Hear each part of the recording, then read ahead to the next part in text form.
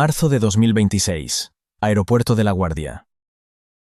Un Air Canada Express inicia la fase final de aterrizaje en la pista 22.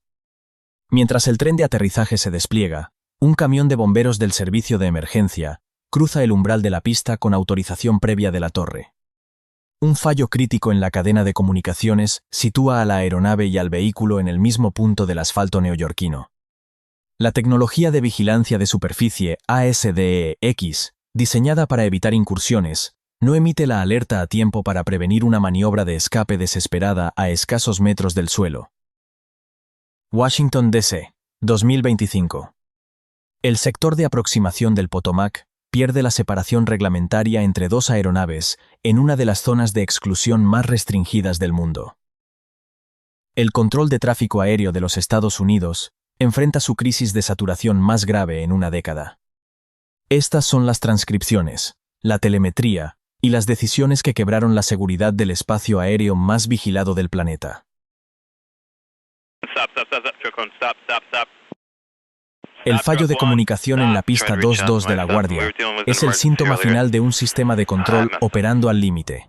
22 de marzo de 2026. Para los investigadores de la NTSB, Aeropuerto de La Guardia, esta quiebra de la vigilancia en superficie tiene un precedente. Son las 11:40 de la noche. Potomac.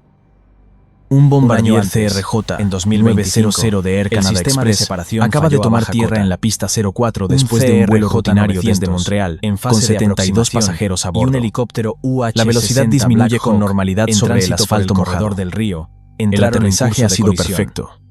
No hubo fallo de software, en la oscuridad de la pista, directamente en la trayectoria del avión, un camión de bomberos está cruzando del asfalto de Nueva York al cielo restringido de la capital. En la torre de control, esta es un hombre grita desesperadamente por la radio civil y militar en el espacio aéreo más vigilado del país. Pero ya es demasiado tarde. Esta es la historia del vuelo 8646 de Air Canada Express. 22 de marzo de 2026. Últimas horas de un domingo por la noche en el aeropuerto de La Guardia, uno de los 3 grandes aeropuertos que sirven a la ciudad de Nueva York. La Guardia no es un aeropuerto cualquiera.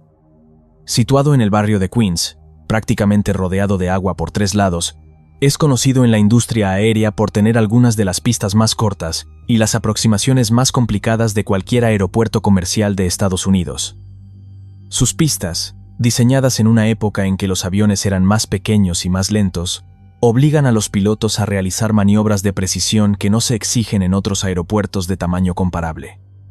Aterrizar en La Guardia, especialmente de noche y con la pista mojada, requiere concentración y experiencia. Aquella noche, un Bombardier CRJ-900 operado por Jazz Aviation en nombre de Air Canada se preparaba para aterrizar.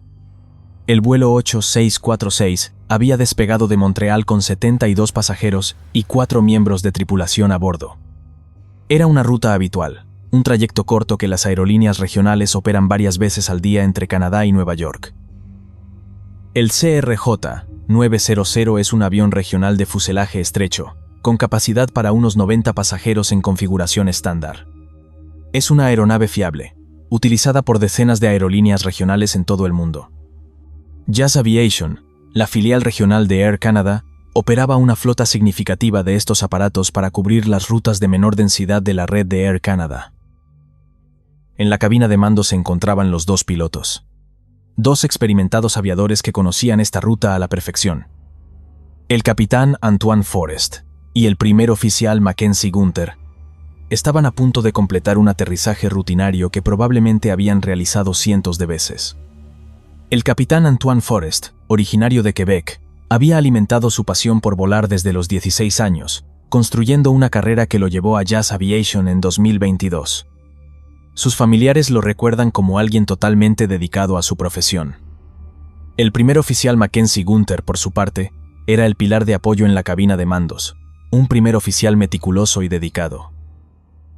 Las condiciones meteorológicas en La Guardia aquella noche no eran ideales, pero tampoco excepcionales. Había lluvia ligera, algo de bruma, y la pista estaba mojada. La visibilidad, aunque reducida, era suficiente para operar con normalidad. Nada que un piloto experimentado no hubiera visto antes. Nada que justificara preocupación. El vuelo 8646 fue autorizado para aterrizar en la pista 04. La aproximación fue normal, y el aterrizaje fue limpio. Las ruedas tocaron el asfalto mojado, y el avión comenzó a desacelerar exactamente como debía. Todo había salido bien. El vuelo desde Montreal estaba a punto de terminar. Pero lo que ninguno de los dos pilotos podía saber era que, a pocos metros de distancia, en la misma pista por la que estaban rodando, alguien había recibido permiso para cruzar. Para entender cómo un camión de bomberos acabó en medio de una pista activa mientras un avión aterrizaba, hay que retroceder unos minutos y dirigir la atención a otro vuelo que aquella noche estaba teniendo sus propios problemas. El vuelo 2384 de United Airlines se encontraba en La Guardia preparándose para despegar. Durante los preparativos, la tripulación detectó algo inusual. Un olor extraño se extendió por la cabina. Una luz de advertencia del sistema antihielo se encendió en el panel de instrumentos. Varios miembros de la tripulación comenzaron a sentirse indispuestos. Los pilotos del United 2384 tomaron la decisión correcta. Abortaron el despegue y regresaron a la puerta de embarque. Dado que la situación implicaba un posible problema con los sistemas del avión y malestar entre la tripulación, se solicitaron servicios de emergencia. Era un procedimiento estándar. Cuando hay un olor no identificado en una aeronave, los servicios de bomberos del aeropuerto acuden como medida de precaución. La Unidad de Rescate y Extinción de Incendios Aeronáuticos de la Autoridad Portuaria de Nueva York y Nueva Jersey, conocida por sus siglas como ARFF, recibió la llamada. Un camión de bomberos, identificado como Truck One, se puso en marcha hacia la posición del avión de United. Pero para llegar hasta el United 2384, el camión necesitaba cruzar una pista activa. Concretamente, la pista 04. La misma pista en la que, en ese preciso momento, el vuelo 8646 de Air Canada Express estaba completando su aterrizaje. En circunstancias normales, cruzar una pista activa no debería suponer ningún problema. Es algo que ocurre constantemente en los aeropuertos. Los vehículos de tierra solicitan permiso a la torre de control. La torre verifica que no hay tráfico en la pista y autoriza el cruce. Es un procedimiento sencillo, regulado y practicado miles de veces al día en aeropuertos de todo el mundo. Aquella noche, el procedimiento falló. Las comunicaciones entre la torre de control de la Guardia y los vehículos de tierra quedaron registradas en su totalidad. El audio, publicado horas después del accidente, revela con una claridad estremecedora cómo se desarrollaron los acontecimientos. El conductor del camión de bomberos contactó con la torre de control.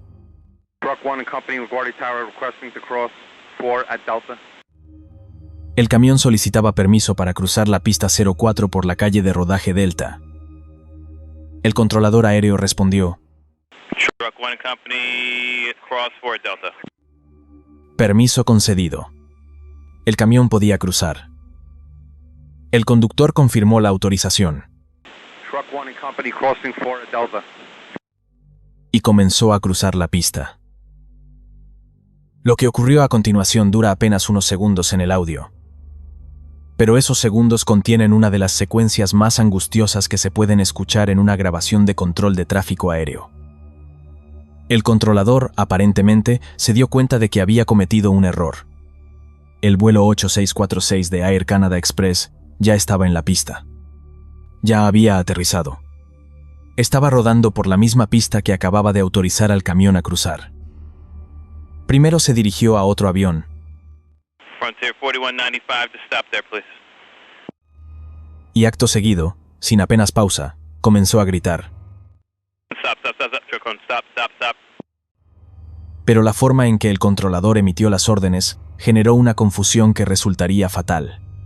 Primero dijo "stop", de forma genérica, sin identificar a quién se dirigía. Luego añadió camión 1 entre las repeticiones.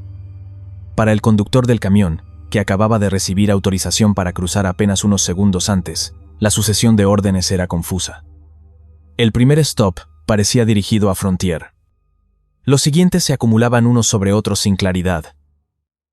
Stop, truck one, stop. Stop, truck one, stop. Mientras la voz del controlador se quebraba en la frecuencia, el CRJ 900 de Air Canada Rodaba por la pista 04 a una velocidad de aproximadamente 21 nudos, unos 39 km por hora. Estaba desacelerando. Los pilotos estaban haciendo exactamente lo que debían hacer después de un aterrizaje normal. Pero delante de ellos un camión de bomberos se encontraba cruzando la pista. A 39 km por hora, con la pista mojada por la lluvia, la distancia de frenado de un CRJ 900 no es instantánea. No es un coche que pueda dar un volantazo y esquivar un obstáculo. Es una aeronave de más de 30 toneladas, con ruedas diseñadas para rodar sobre asfalto, no para frenar de emergencia sobre una superficie mojada. Los pilotos, con toda probabilidad, frenaron con toda la fuerza que los sistemas les permitían. Pero la física es implacable. La fricción de una pista mojada es significativamente menor que la de una pista seca. La inercia de 30 toneladas no se detiene en unos metros.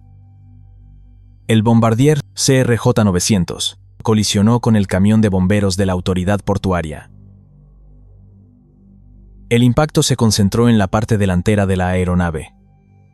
El morro del CRJ-900, donde se encuentra la cabina de mando, absorbió la mayor parte de la energía de la colisión. Las imágenes tomadas tras el accidente muestran una destrucción absoluta de la sección frontal del avión. El fuselaje, desde el morro hasta las primeras filas de pasajeros, quedó destrozado, retorcido y abierto al exterior. El avión, tras el impacto, continuó moviéndose por inercia. Según los datos de Flight Radar 24, la aeronave se desvió de la pista y acabó deteniéndose en la calle de rodaje Echo. Los registros muestran un cambio brusco de rumbo en los últimos instantes del seguimiento, consistente con la colisión y la pérdida de control direccional. La fuerza del impacto fue tal que el avión quedó inclinado sobre su cola, con el morro elevado en un ángulo antinatural. Para los pasajeros que miraban desde otros aviones estacionados en el aeropuerto, la imagen era difícil de procesar. Un avión de pasajeros, inmóvil, con el morro completamente destruido, levantado hacia el cielo como si intentara despegar de nuevo. Los dos pilotos que ocupaban la cabina de mando del CRJ-900 fallecieron como consecuencia del impacto. No tenían ninguna posibilidad. La zona donde se encontraban sus asientos fue la que recibió directamente la fuerza de la colisión. Habían realizado un aterrizaje perfecto. Habían hecho todo correctamente. Y murieron por un error que no fue suyo. Los servicios de emergencia del aeropuerto se movilizaron de inmediato. La pista 04 fue cerrada. Las luces de los vehículos de rescate iluminaron la escena mientras los equipos accedían al fuselaje dañado para evacuar a los pasajeros. De las 72 personas que viajaban en la cabina de pasajeros, todas sobrevivieron. La sección de pasajeros, situada detrás de la cabina de mando, soportó el impacto de forma mucho más contenida. La cabina de mando dejó de existir como espacio reconocible. Los pasajeros fueron evacuados por las salidas de emergencia y trasladados a las terminales del aeropuerto mientras los equipos médicos evaluaban su estado. En total, 41 personas fueron trasladadas a hospitales de la zona. De ellas, 32 fueron dadas de alta en las horas siguientes con heridas menores. 9 permanecieron hospitalizadas en estado grave. Entre los heridos también se encontraban los 2 agentes de la autoridad portuaria que iban en el camión de bomberos. Ambos sufrieron fracturas en las extremidades. Según las fuentes consultadas, su pronóstico es bueno. El aeropuerto de LaGuardia fue cerrado por completo tras el accidente.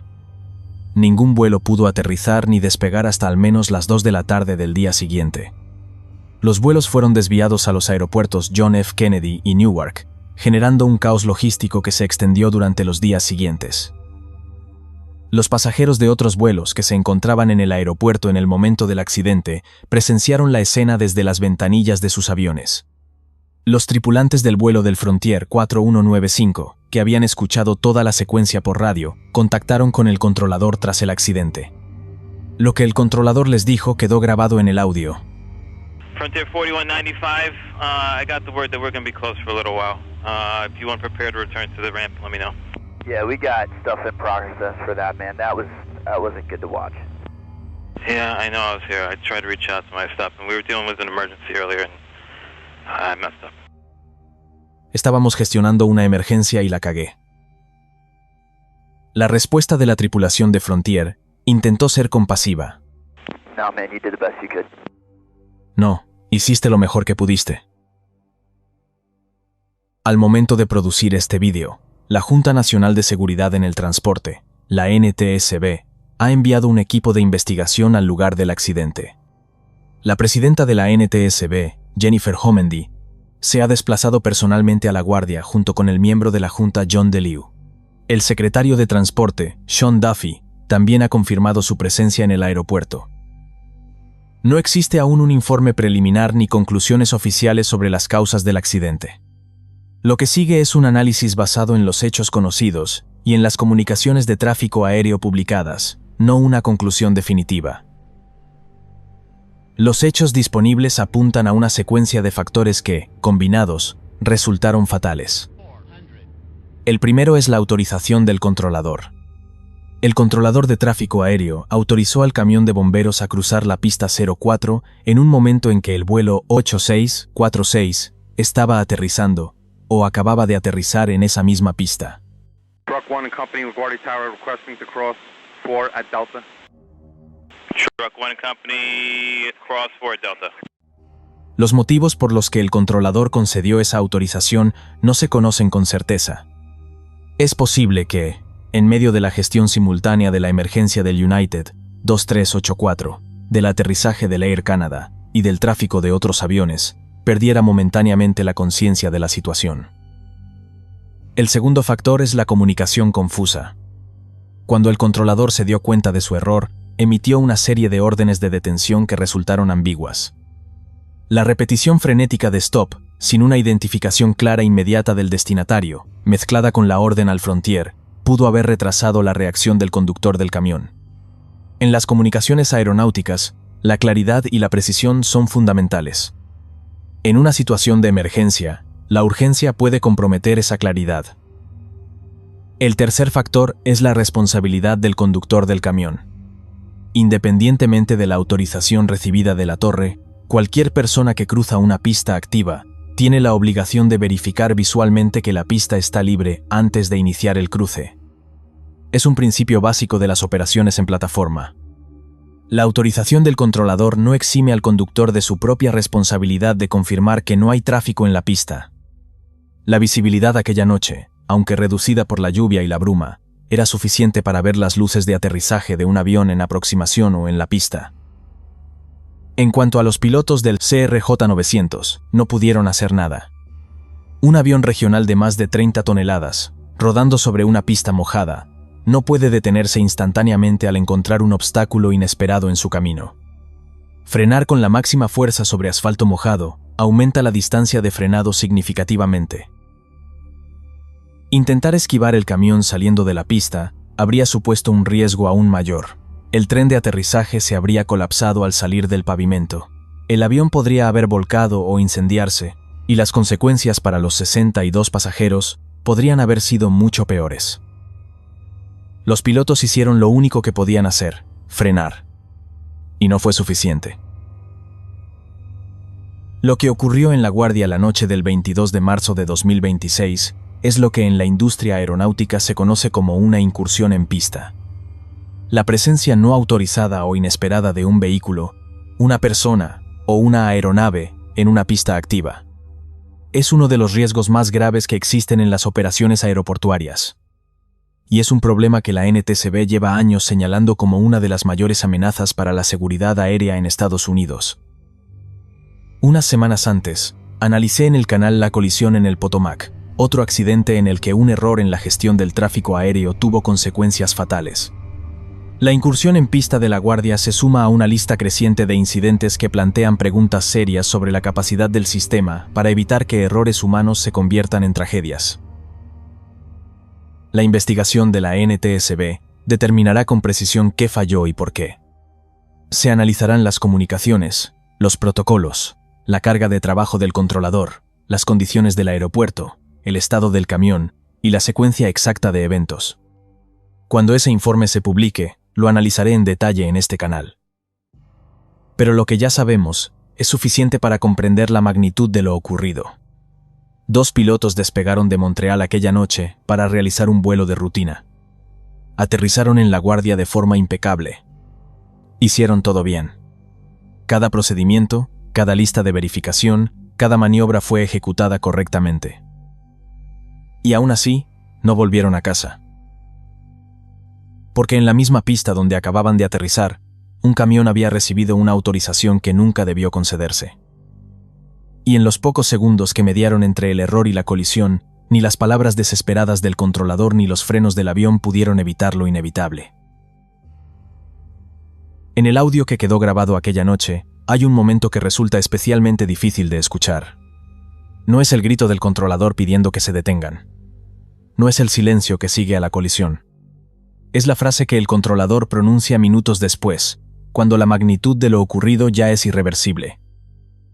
I messed up. La cagué. 2 palabras que no devolverán a los 2 pilotos a sus familias. 2 palabras que no borrarán las imágenes de un avión sin morro en la oscuridad de LaGuardia. 2 palabras que, sin embargo, contienen algo que rara vez se escucha en la aviación: una admisión inmediata de responsabilidad. La investigación determinará si esa admisión se corresponde con la causa real del accidente o si hubo otros factores en juego. Pero lo que ningún informe podrá cambiar es que 2 pilotos que hicieron todo bien aquella noche pagaron con su vida un error que no cometieron. Capitán Antoine Forrest, primer oficial Mackenzie Gunter. Que sus nombres no se olviden. El fallo de comunicación en la pista 22 de LaGuardia es el síntoma final de un sistema de control operando al límite. Sin embargo, para los investigadores de la NTSB, esta quiebra de la vigilancia en superficie tiene un precedente directo en la vertical del Potomac. Un año antes, en 2025, el sistema de separación falló a baja cota.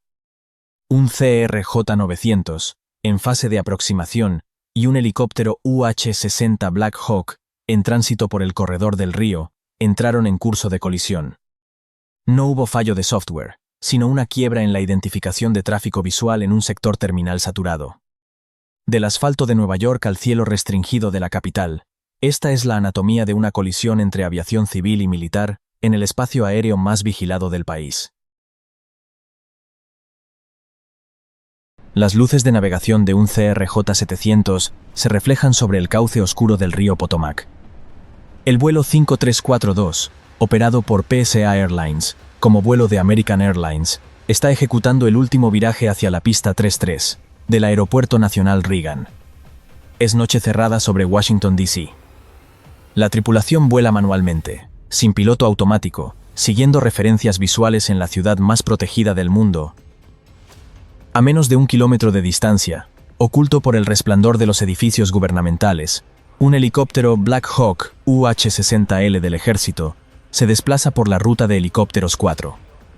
Los pilotos militares, equipados con gafas de visión nocturna, operan bajo una lógica de entrenamiento táctico que los hace difícilmente visibles para el tráfico civil.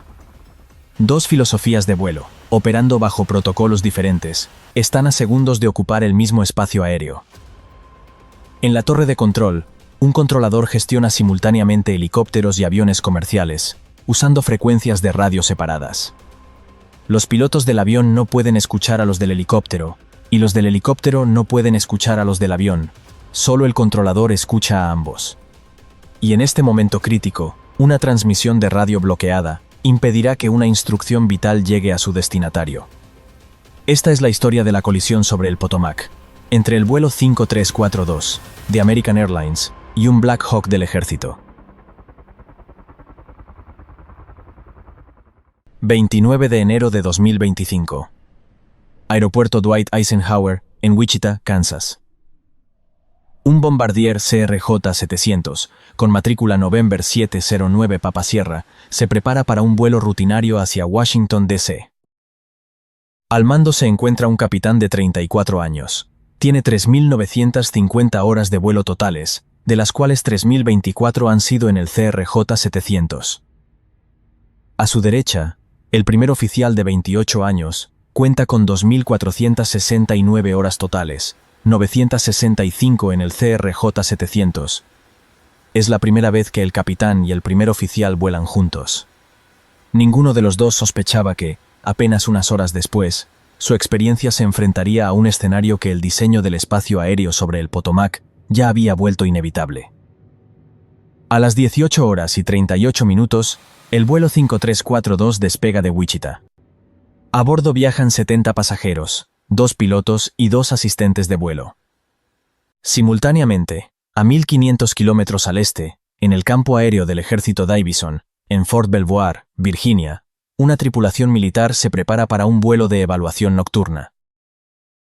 Es un Sikorsky UH-60L, designación militar del Black Hawk, fabricado y entregado al ejército en marzo de 2001.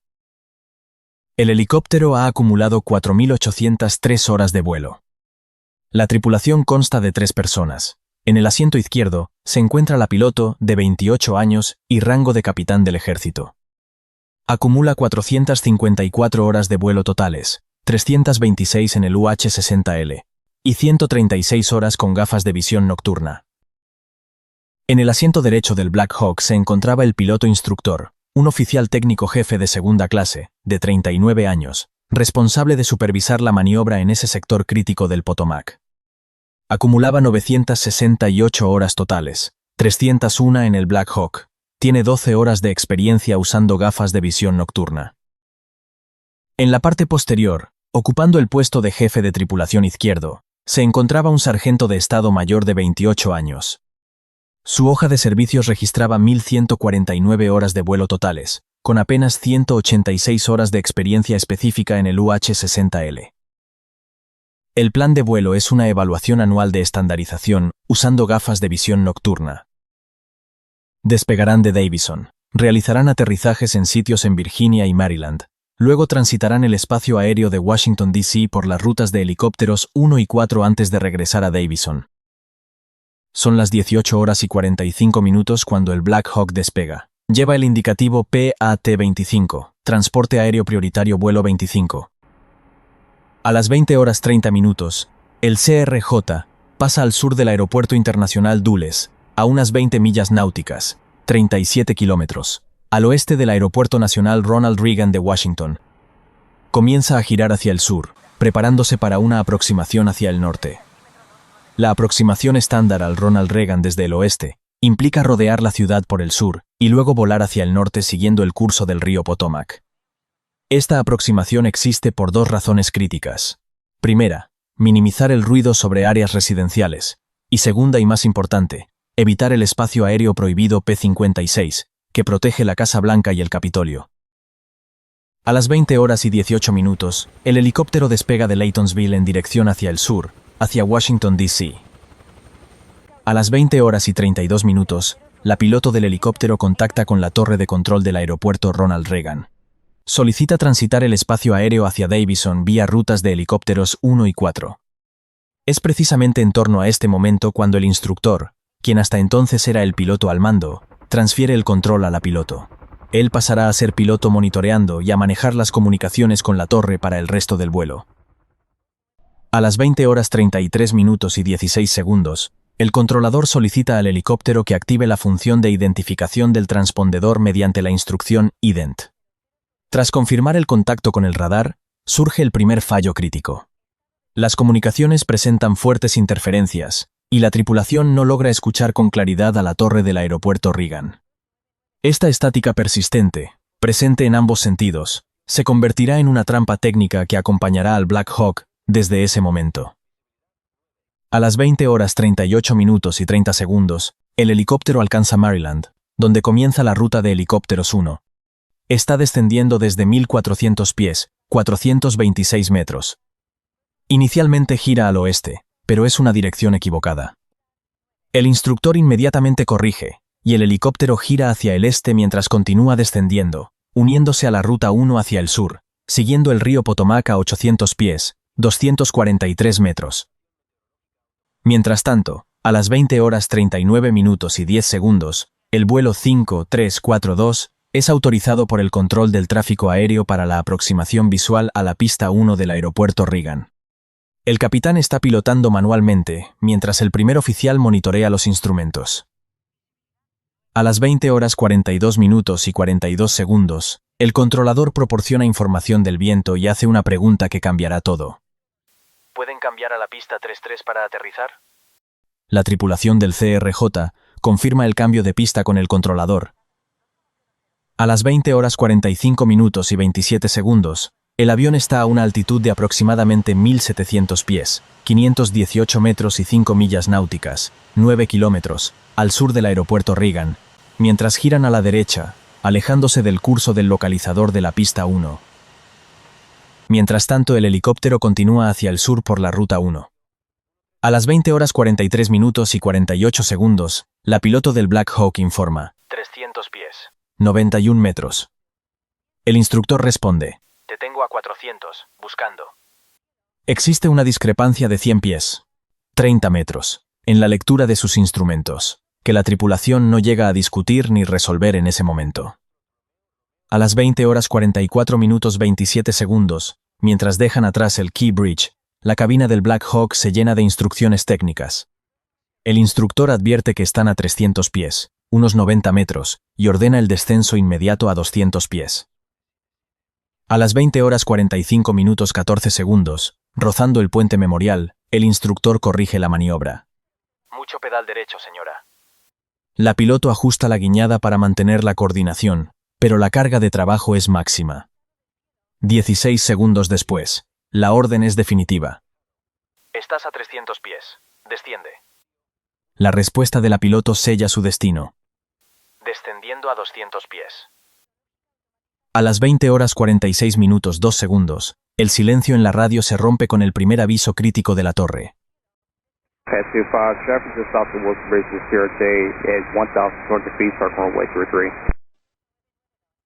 Pero aquí es donde el destino se tuerce por una sola palabra.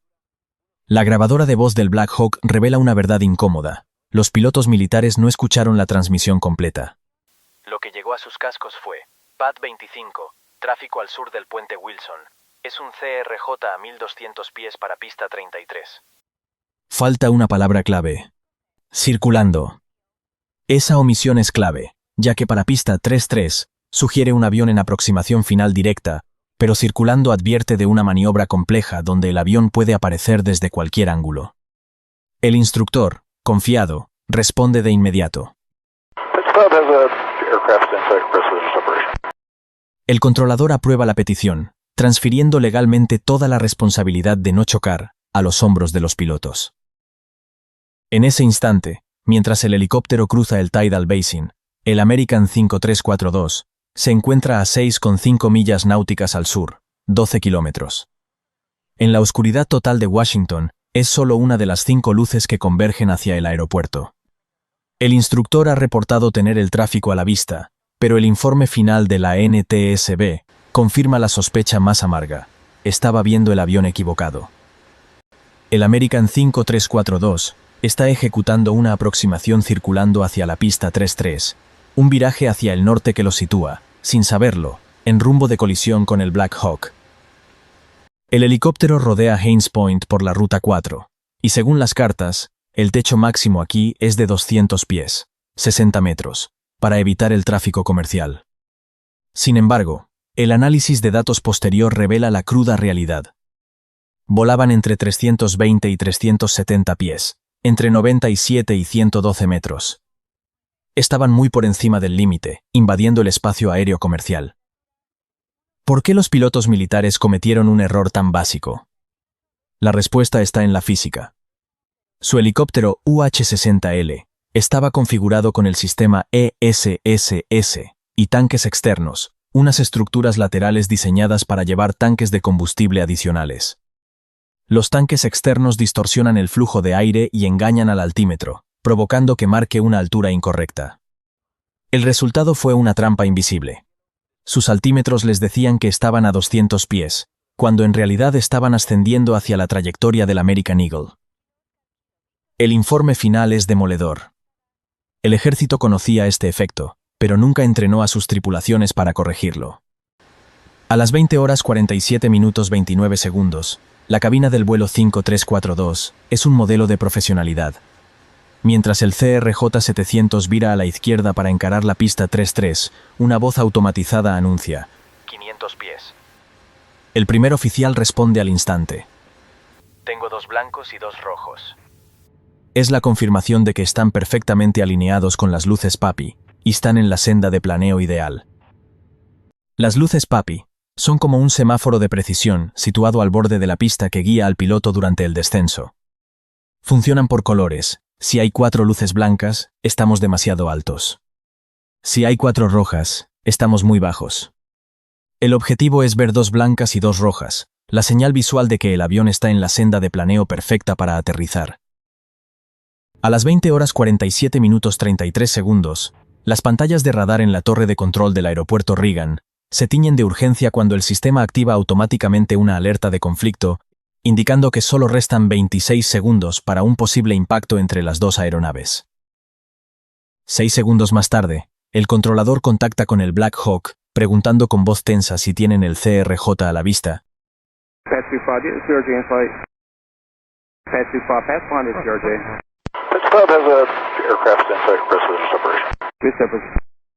Quedando registrado tanto en la frecuencia de radio como en la propia grabadora de voz.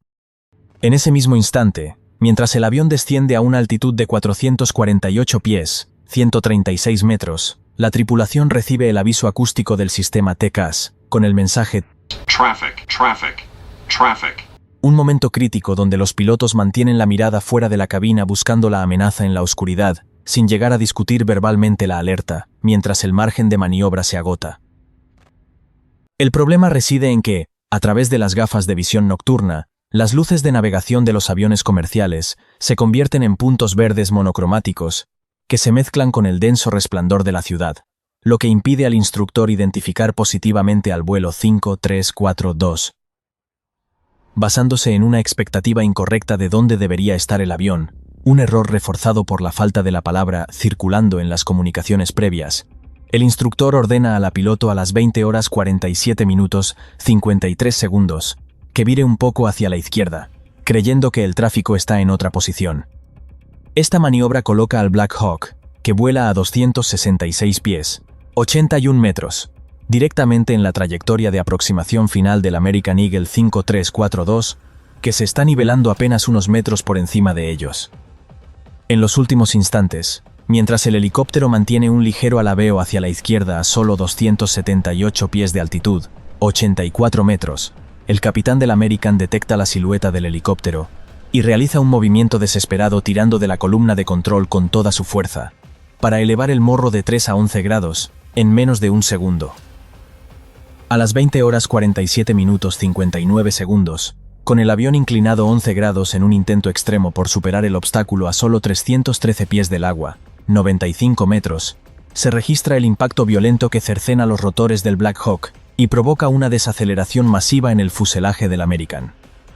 Las voces en la cabina se apagan y la grabación termina abruptamente a las 20:48:04, dejando tras de sí solo el silencio sobre las aguas del río Potomac. Las 2 aeronaves colisionan sobre el Potomac aproximadamente a media milla náutica al sudeste del Aeropuerto Nacional Reagan. Es un impacto físico directo, y las evidencias recuperadas del fondo del río lo certificarán sin ambigüedad. Entre los restos del fuselaje del CRJ-700, los investigadores de la NTSB encuentran incrustada una pala del rotor de cola del Black Hawk. En el borde de ataque del slat del ala izquierda del avión, encuentran marcas de impacto y corte consistentes con el contacto con una pala de rotor en movimiento. La pala del rotor de cola del helicóptero, girando a alta velocidad en el momento del encuentro, entra en contacto con la estructura del CRJ-700. Para el helicóptero, la destrucción del rotor de cola desencadena una pérdida inmediata de control de la que no hay recuperación posible a 278 pies sobre el río, 84 metros. Los 3 ocupantes no tienen tiempo de procesar lo que ha ocurrido, mientras el Black Hawk impacta contra el agua. La estructura se fragmenta y el rotor principal golpea la superficie. Para los pilotos del CRJ-700, la colisión llega en el peor momento imaginable. A baja velocidad, en configuración de aterrizaje, en medio de una maniobra evasiva iniciada con menos de 2 segundos de margen. La maniobra del capitán ha sido instintiva, correcta en su dirección, pero la altitud disponible no fue suficiente. El ala izquierda del avión toca la superficie del río Potomac. La desaceleración es instantánea y catastrófica. El fuselaje se parte en múltiples secciones y las 64 personas pierden la vida en segundos. Los restos de ambas aeronaves se depositan en el fondo del río, dispersados en un área que los equipos de salvamento del ejército tardarán semanas en rastrear completamente. En la torre de control, el controlador observa cómo las dos señales de radar se fusionan en una sola, unos segundos antes de desaparecer de la pantalla. Son las 20:48. En Washington, D.C., la noche sigue siendo la misma. El río Potomac sigue fluyendo en la misma dirección, pero 67 personas ya no están. El informe final de la NTSB, publicado el 27 de enero de 2026, es demoledor y su conclusión es inequívoca. Este accidente era completamente evitable. La FAA colocó una ruta de helicópteros en proximidad cercana a una trayectoria de aproximación a pista, sin mitigaciones procedimentales para separar el tráfico de helicópteros y aviones comerciales. Pero su fallo fue no revisar y reevaluar regularmente la ruta como se requería. A pesar de que el riesgo de colisión en el aire era aparente, y las preocupaciones habían sido planteadas repetidamente por personal de control de tráfico aéreo, la FAA no actuó sobre las recomendaciones o la información disponible. El grupo de trabajo de helicópteros de la propia torre del aeropuerto Reagan había propuesto formalmente reubicar la Ruta 4 en 2 ocasiones distintas, la primera tras un casi accidente en 2013, pero ninguna de las propuestas prosperó. El sistema de tráfico aéreo dependía excesivamente de la separación visual aplicada por los pilotos para mantener el flujo eficiente de tráfico, sin consideración adecuada de las limitaciones inherentes del concepto de ver y evitar en un entorno complejo de alta carga de trabajo. La falta de separación visual efectiva por parte de la tripulación del helicóptero constituyó también una causa directa.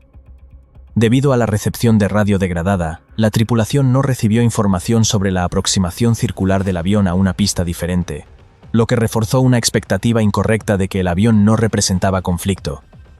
Esa expectativa moldeó el escaneo visual de la tripulación y llevó al piloto instructor a reportar tráfico a la vista y solicitar separación visual sin identificar positivamente el avión. La alta carga de trabajo en la torre de control degradó el rendimiento y la conciencia situacional del controlador. La combinación de las posiciones de control de helicópteros y control local durante un periodo de volumen de tráfico elevado, junto con la ausencia de un proceso de evaluación de riesgo estructurado, contribuyó a la falta de priorización de deberes, avisos de tráfico incompletos y la falta de alertas de seguridad a ambas tripulaciones que podrían haber resultado en acciones para evitar la colisión. El informe final revela que el ejército no se aseguró de que sus pilotos comprendieran cómo las pequeñas variaciones en sus altímetros podían engañarlos, lo que provocó que la tripulación volara por encima de la altitud máxima permitida en esa ruta sin ser conscientes de ello. A esto se sumaron las limitaciones de los sistemas de alerta en ambas aeronaves, ya que el helicóptero carecía de una tecnología de evasión de colisiones integrada en su panel de mandos. Aunque los militares utilizaban tablets con la aplicación ForeFlight, un sistema que recibe datos de posición de otros aviones mediante una antena portátil, los datos confirmaron que, aunque la aplicación detectó al avión 48 segundos antes del impacto, los pilotos no solían consultar estas pantallas mientras volaban a baja altitud sobre Washington. Además, al no estar conectadas a sus cascos, era imposible que escucharan las alarmas sonoras que el dispositivo estaba emitiendo en la cabina. Por su parte, el sistema TCAS del avión, el equipo encargado de evitar choques en el aire, funcionó según su diseño original, pero se encontró con una barrera tecnológica crítica. En las cercanías del Aeropuerto Nacional Reagan, estos sistemas están programados para inhibir o silenciar sus órdenes de maniobra a baja altitud, una medida de seguridad pensada para evitar que el avión realice movimientos bruscos de ascenso o descenso cuando está a punto de tocar tierra. Sin embargo, las simulaciones posteriores de la NTSB determinaron que, si el avión hubiera estado equipado con el nuevo sistema ACAS-XA, una tecnología de última generación diseñada para ser más precisa cerca del suelo, la probabilidad de colisión habría disminuido en más de un 90%. Finalmente, el informe señala factores de gestión profundamente preocupantes en el Aeropuerto Nacional Reagan, citando una tasa de llegadas de aviones que resultaba insostenible para el personal de la torre. El volumen creciente de tráfico y la mezcla de diferentes tipos de aeronaves tensionaron la fuerza laboral de los controladores, degradando los márgenes de seguridad año tras año. La falta de comunicación y de análisis de datos entre la FAA y las distintas organizaciones aeronáuticas cerró un círculo de negligencia, permitiendo que un riesgo que ya estaba documentado y era conocido por los expertos fuera ignorado durante años, hasta que finalmente se cobró la vida de 67 personas sobre las aguas del Potomac. Tras un año de investigaciones, la NTSB ha emitido un total de 50 recomendaciones de seguridad, 33 dirigidas a la FAA y 8 al Ejército de los Estados Unidos. En lo que respecta a la gestión del tráfico aéreo, la agencia exige ahora que la FAA implemente límites estrictos de tiempo en posición para los supervisores y desarrolle herramientas que les ayuden a evaluar el riesgo en tiempo real. Una de las medidas más contundentes obliga a que los supervisores documenten formalmente cada vez que decidan combinar 2 puestos de control en uno solo, algo que en el Aeropuerto Nacional Reagan se hacía de forma rutinaria y sin registros, permitiendo que un solo controlador asumiera una carga de trabajo peligrosa. Además, se ha ordenado un entrenamiento integral y basado en escenarios reales, sobre el uso de la separación visual, junto con un programa anual para que todos los controladores aprendan a gestionar amenazas y errores antes de que se conviertan en tragedias. En el ámbito de las comunicaciones, el informe exige una solución tecnológica para un fallo que parecía sacado de otra época. Un sistema que alerte a pilotos y controladores cuando 2 transmisiones de radio se bloquean entre sí al ocurrir al mismo tiempo. Es la respuesta directa al fallo de 8 décimas de segundo, que impidió que la orden de pasar por detrás llegara al helicóptero. Asimismo, se está evaluando si los helicópteros y los aviones deberían compartir una misma frecuencia de radio cuando el tráfico es intenso, evitando que vuelen en canales separados sin escucharse entre sí. Respecto a las rutas de vuelo, la NTSB ha descubierto con asombro que la FAA no podía demostrar haber cumplido con las revisiones anuales de las cartas de navegación en la zona de Washington. Por ello, ahora se exige que las rutas de helicópteros se incluyan obligatoriamente en los mapas de aproximación de los aviones comerciales, para que los pilotos de aerolíneas sepan, por fin, que existen otros tráficos operando en su mismo espacio. La tecnología ocupa un lugar central en estas reformas. La NTSB quiere que todos los aviones que operan en espacios aéreos congestionados no solo emitan su posición, sino que tengan pantallas en cabina que les permitan ver el tráfico y recibir alertas sonoras. Se ha solicitado la instalación obligatoria del sistema ACAS-X, el cerebro de evasión de colisiones más avanzado del mundo, y que se reduzcan las altitudes en las que estos sistemas se silencian, permitiendo que sigan dando instrucciones de maniobra, incluso cuando el avión está cerca del suelo. Para los helicópteros, la prioridad es el estándar ACAS-XR, diseñado específicamente para las maniobras únicas de las aeronaves de rotor, exigiendo que cualquier helicóptero que vuele en zonas de tráfico pesado cuente con esta protección en cuanto esté disponible. Finalmente, el ejército se enfrenta a sus propias reformas. Se le ha ordenado mejorar drásticamente el entrenamiento de sus tripulaciones en el complejo espacio aéreo de la capital y actualizar sus manuales para advertir sobre el error de lectura en los altímetros cuando se utilizan tanques de combustible externos. Además, deberán establecer un programa de monitoreo de datos de vuelo para sus helicópteros, similar al que usan las aerolíneas, y crear un sistema de gestión de seguridad independiente que se centre exclusivamente en los riesgos del vuelo y no solo en la salud laboral general. Es un conjunto de medidas que busca garantizar que la información que ya existía en los despachos y en los datos de radar nunca vuelva a ser ignorada hasta que sea demasiado tarde. Lo que ocurrió aquella noche sobre el Potomac no fue una casualidad, sino el desenlace predecible de un sistema que desde 1986 permitió que una ruta de helicópteros cruzara el camino de los vuelos comerciales, ignorando incluso las alertas directas que los controladores dieron tras un incidente en 2013. El informe de 2026 es tajante. No fallaron las tripulaciones en sus últimos segundos. Falló una estructura institucional que normalizó el riesgo, hasta que se cobró 67 vidas. Hoy, el único legado real es un cielo donde la tecnología y los procedimientos finalmente protegen a quien vuela, obligando a cada regulador a responder una sola pregunta: si el sistema falla esta noche, ¿qué habremos hecho nosotros para evitarlo? Honremos a las víctimas de este trágico accidente.